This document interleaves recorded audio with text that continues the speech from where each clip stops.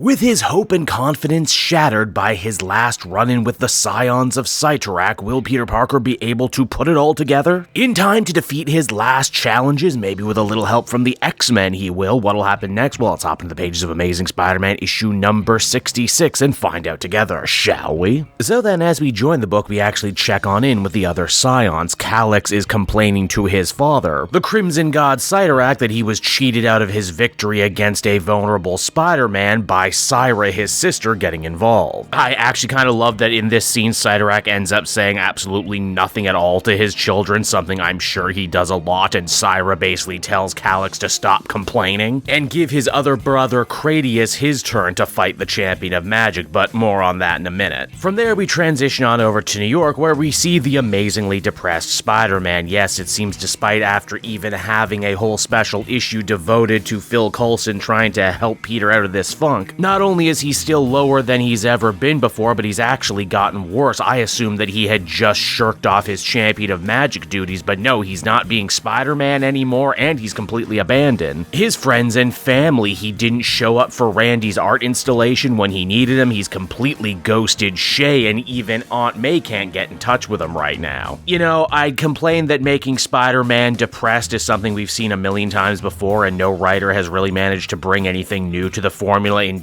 I don't know, 20, 30 years. But for what it's worth, unlike in the last run where Peter was a sad sack piece of crap, at least here it's actually A, more organic feeling, and B, actually part of a bigger story. Hell, if anything, Peter completely abandoning his friends and family hurts even more, because one of the actually good things I can say about the 8 Deaths of Spider-Man series is how they actually re-established his connection to his friends and family. Syra's nihilism bomb is affecting Peter so much it seems he doesn't even care about preserving his own life anymore. He steps in to stop a convenience store bandit, and he ends up doing it by basically depressing the guy into submission. Oh, what, you're robbing a place for $65? Dude, that can't even afford you a new video game these days. If you're that hard up for money, your family's probably going to need to do a whole charity bake sale when you die just to bury your negligent ass. And besides, who uses cash anymore anyway? Thankfully, the holdup ends up getting stopped by the interference of Spider-Boy, a character who I am always surprised to see existing outside of stories written by Dan Slott. Bailey does everything a 10-year-old can do to try and shake an adult man out of depression by saying, hey, sure, Spider-Man, you feel bad today, we all have bad days, but you'll come around, I just know it. Only for Peter to fire back by saying, hey, you're just a kid, wait till the universe beats you down a little bit. In my case, quite literally beats you down. Like from on high, shaking your faith in literally everything you've ever believed before. It's also here we see the ghost of Doctor Strange also following not far behind Peter. Here's the thing though, he's not alone. Strange is surprisingly joined by Syra the Scion, who is actually quite concerned about what she did to Peter. Again, she'd been playing that whole nihilism bomb trick on Doctor Strange for years, and he never broke down like this, but maybe she really underestimated how different Strange is from Peter. For starters, Strange was forced to watch 800,000 different cosmic deaths of all of his friends and family and everyone he's ever known, while Peter took a whole 3 million. Strange was always able to dissociate and just kind of shrug off what he was seeing, but Peter has always been a much more receptive, much more sympathetic individual, and it hit him much harder. Now, where exactly is Peter going today? Well, on top of filling the deep dark void inside of himself with food, hey man, been there, trust me, I relate. He's also on his way to break up with Shay, in my mind still probably one of the only actual good things to come out of the Zeb Wells era. Shay is understandably pissed at Peter, who is always playing fast and loose with her emotions, showing up late, and now he ghosted her for about 2 weeks with no explanation. Peter doesn't even try and fight to salvage their relationship either. He knows it's over, but he still respects Shay's insight, and in fairness, she does end up managing to deliver one hell of a monologue when asked about why she continues to be a nurse despite the fact that some of her patients, ones that she's grown close to, even come to love in her own way, will end up dying. Shay admits that her job is often cruel and unfair. She's seen people completely turn their lives around, find redemption, only to end up dying anyway.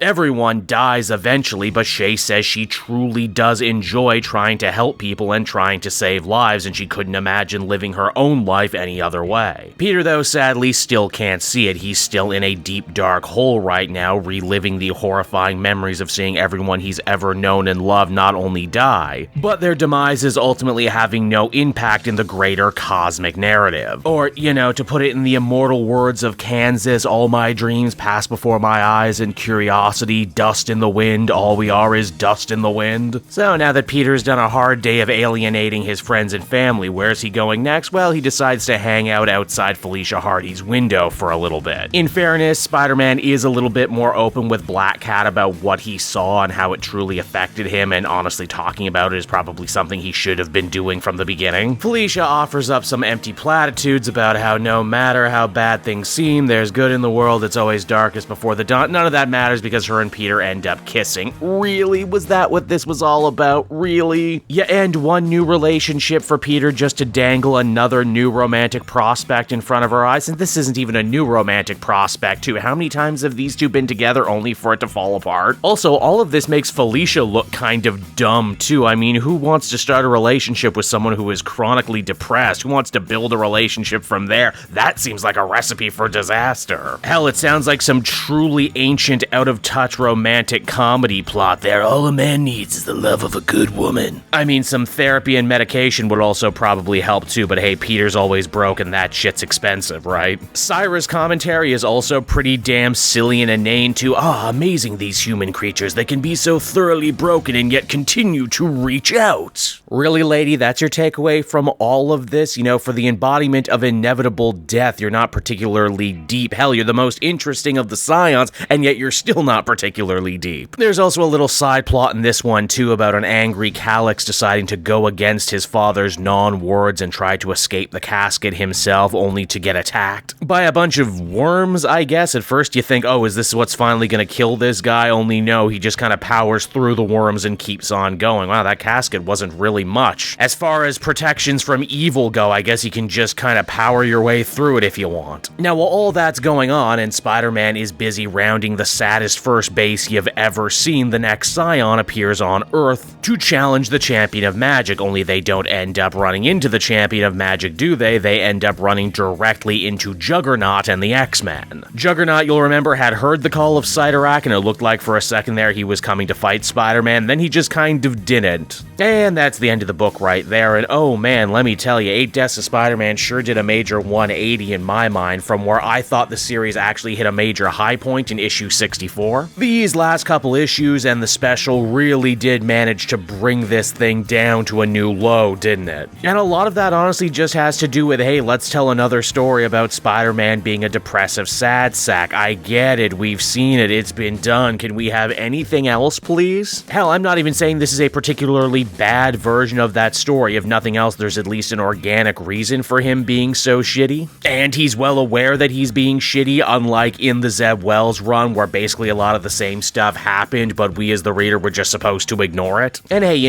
depression, chemical imbalance, all of that, it's a very serious issue, and every comic book is someone's first, so maybe it'll be more resident to someone else than someone like me who's been reading Spider-Man forever. As sick as I am of sad Spider-Man too, I am equally sick of Spider-Man starting and ending new relationships in such quick succession. It's like, geez, Marvel, we get it. Peter and Mary Jane are never gonna get back together in the main 616 universe, at least not until this recent editorial is replaced with new people. So unless you have a really good idea for a brand new relationship Peter can be in, can you please stop dangling all these women in front of us like keys? We're not toddlers. Ultimately, I would give this one a 5 out of 10. I ended up walking away feeling really bad reading this issue, which again, it's a story about depression, so maybe that was always the point. But yeah, not really reigniting any of my enthusiasm I had for this series, that's for sure. Hey there everyone, it's your old pal Cape Joel again, thanking you so much for watching to the end of the video. I hope you enjoyed it, and if you did, why not check out my Amazon link down in the description. Yes, that's right, the Cape Joel channel officially has its own Amazon storefront now. You can pick up a comic or anything else for that matter, and if you did, you'd really be helping me in the channel. So with that out of the way everyone, I will see you again next time. Bye-bye.